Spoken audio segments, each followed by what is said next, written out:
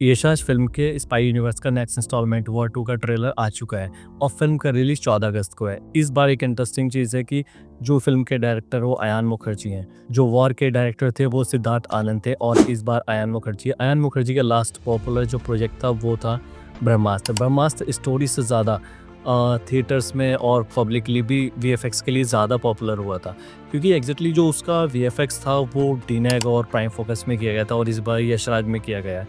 तो डिफरेंस भी अपने को ट्रेलर में दिखाई देता है। अगर फर्स्ट स्टोरी की बात करें तो स्टोरी में समझ में आ रहा है कि एक थोड़ा नई चीज़ है कि इंडिया वर्सेस इंडिया अपने को देखने के मिल रहा है। आई थिंक इस बार पाकिस्तान का इन्वॉल्वमेंट नहीं है। ट्रेलर में सबसे ज़्यादा फोकस किया गया है अपना ऋतिक रोशन के कैरेक्टर पर।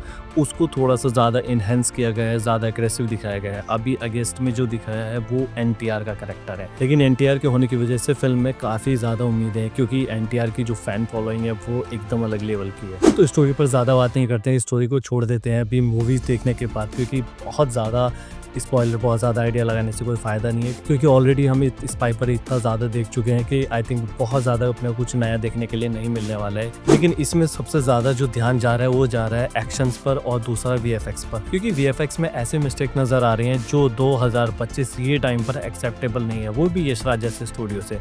वैसे ही एनिमेशन इंडस्ट्री में इतना ज़्यादा क्लैश चल रहा है और ऊपर से जो भी आर्टिस्ट हैं इस समय बहुत डेडिकेशन के साथ काम कर रहे हैं, लेकिन फिर भी इस तरह की चीज़ें अपने को आउटपुट में देखने के लिए मिलती है। मतलब कहीं ना कहीं कुछ ना कुछ इश्यूज है अभी भी पाइपलाइन में, क्योंकि अगर फर्स्ट ये शॉट की बात करें तो इसमें एनटीआर की जो बॉडी है वो एक्चुअल रियल फील दे ही नहीं रही है। वो पूरे सीन और एक ऐसा लग रहा है कि पूरा फिल्टर मार दिया है। और अगर नेक्स्ट सीन की बात करें, प्रॉपर जंगल में जाके इजीली शूट हो सकता था, लेकिन आई थिंक शॉट बहुत छोटा होगा इसलिए प्रायोरिटी नहीं दी होगी।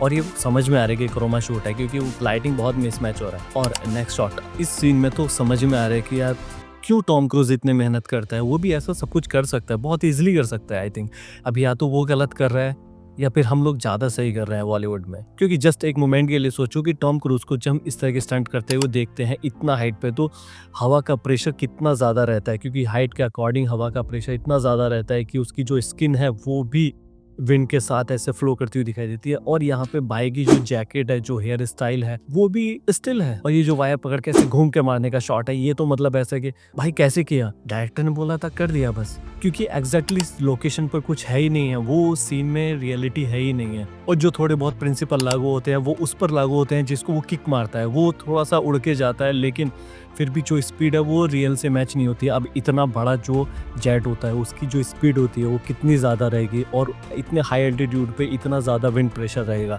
तो आप सोच सकते हैं, इमेजिन कर सकते हैं कि अभी हमारा जो ये वीएफएक्स है 21 लेवल पर चल रहा है, और यशराज से ये उम्मीद नहीं थी, क्योंकि ऑलरेडी हमारे पास हॉलीवुड में इतने ज़्यादा रेफरेंस है और रियल रेफरेंस है। टॉम क्रूज की अभी रिसेंटली हमने मूवी देखी है कि उसी को एज ए रेफरेंस यूज़ कर सकते हैं कि वहाँ पर हवा का प्रेशर, अरे फैंस चला लो यार, फैन चलाने में कौन से पैसे लग रहे हैं, पैसे भी तो सेटअप में और वीएफएक्स में पैसे लगाओगे, जितना रॉ शूट कर लोगे अच्छा उतना ही बेटर है। मैं भी 10 साल से सीजीआई आर्टिस्ट हूँ और इतनी मिस्टेक्स अपने को भी समझ में आती है कि हम कितना रियल में शूट कर सकते हैं। और जब आपके पास एक अच्छा खासा 200-250 करोड़ का बजट है तो आप मोस्टली चीज़ें ट्राई कर सकते हो कि एक बेहतरीन सेटअप बना के यूज़ कर सकते हो। और नेक्स्ट ये बोट के शॉट, अगर बोट के शॉट देखो तो ये भी प्रॉपर क्रोमा शूट दिखाई दे रहे हैं कि वो लग रहा है कि उनका जो कटआउट है और उनका लाइटिंग मैच नहीं है। इतना ओपन एरिया, जो बीच एरिया होते हैं, जो समुद्र के एरिया होता है, डे लाइट रहता है प्रॉपर, वहाँ पर इतना बाउंस रहता है कि वहाँ पर कोई डार्क पैच मिलने का इतना ज़्यादा चांसेस नहीं रहता एक्चुअली। और इस शॉट में भी समझ में आ रहा है कि वो बोट चला रहा है इतनी स्पीड से, लेकिन उसके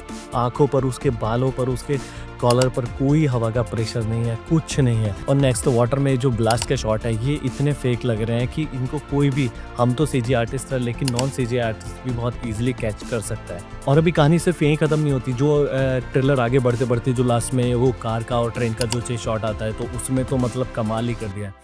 उसमें तो लग रहा है कि जो सीजीआई के प्रिंसिपल्स हैं उनको उठा के एक तरफ रख दिया है और बुलाया कि भाई कोई एक अनरियल का बंदा लेके आओ, क्योंकि अनरियल इस समय जो इंडस्ट्री में वो बहुत ज़्यादा ट्रेंड कर रहा है।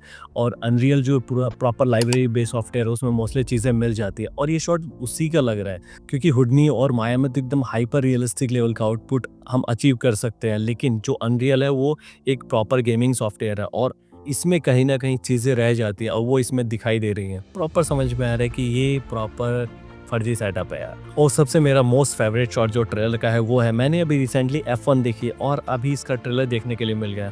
तो F1 इस समय अभी दिमाग से निकली नहीं है, अभी उसी के लिए भी मैं शॉर्ट्स बना रहा हूँ और ये देखने के लिए मिला। मतलब उस बोट को उन्होंने F1 ट्रैक पर उतारा है और F1 भी है वहाँ पर, फार्मूला 1 भी चल रही है और लाइटिंग इतना नेक्स्ट लेवल, मैच के स्टेडियम इतना गजब बनाया, मतलब ऐसे कंपेयर नहीं कर पा रहे हैं कि चीज़ से। इतना हाइपर रियलिस्टिक F1 तो रियल में ही शूट किया है, उसका रेफरेंस होते हुए फिर भी इस तरह की मिस्टेक्स हो रही हैं। अरे जब 200-250 करोड़ और इतना अच्छा आर्टिस्ट अपने हायर करके रखा है तो उसका पूरा यूटिलाइज कर सकते हैं। अभी डीनैग है, प्राइम फोकस है, क्यों फेमस है? क्योंकि एग्जैक्टली वो जो सुपरवाइजर्स हैं, वो जो आर्टिस्ट है, वो उसको 100% यूज़ करते हैं, उनकी कैपेबिलिटी है, क्रिएटिविटी को यूज़ करते हैं, इसलिए उसका आउटपुट ऐसा है। वहाँ कुछ ऐसा अलग से नहीं रखा गया है कि वहाँ कुछ ऐसा है कि जो और स्टूडियोज़ में नहीं है। लेकिन सच में ये जो शॉर्ट फील दे रहा है वो ऐसा लग रहा है कि जैसे मोबाइल में ऐड आते हैं, उस गेम को डाउनलोड करते हैं और सडनली देखते हैं कि अरे इतनी थर्ड क्वालिटी, तो एग्जैक्टली ये सीन वैसा ही फील दे रहा है। तो ये बहुत सारी मेजर मिस्टेक्स थी। ठीक है, स्टोरी अगर बहुत अच्छी होती है तो बहुत सारी चीज़ें निकल के जा सकती है, लाइक बाहुबली में बहुत सारी वीएफएक्स मिस्टेक थी, लेकिन उसकी स्टोरी इतनी ज़्यादा एंगेजिंग थी कि उसके वीएफएक्स की जो प्रॉब्लम्स थी वो भी पब्लिक ने इग्नोर कर दिया था। अभी लेकिन ये एक एक्शन पैक मूवी है और ऑलरेडी इस समय हॉलीवुड में बहुत सारी एक्शन मूवीज आई हैं। ठीक है, मानते हैं उनका बजट बहुत अच्छा है, लेकिन 200 करोड़ का बजट कम नहीं होता है। मोस्टली इसमें से 100-150 करोड़ तो कास्ट पे खत्म हो गया होगा, वो बचा कुचा मिला होगा, चिंदी बजट वो रह जाता है वीएफएक्स के लिए। क्योंकि यही प्रॉब्लम है बॉलीवुड का कि अगर बजट इतना बड़ा है तो वीएफएक्स के लिए सब कुछ ब्रेक डाउन करते करते करते करते इतना सा बजट निकला। अब इतने से बजट में वीएफएक्स ऐसा ही होने वाला है। अब इंतज़ार करते हैं कि 14 अगस्त को मूवी का रिस्पॉन्स कैसा हमें देखने के लिए मिलने वाला है, क्योंकि इस पे डिपेंड करता है कि एनटीआर की जो बॉलीवुड में एंट्री हुई है वो बॉलीवुड में टिकी रहेगी या ये उसकी फर्स्ट और लास्ट मूवी भी हो सकती है।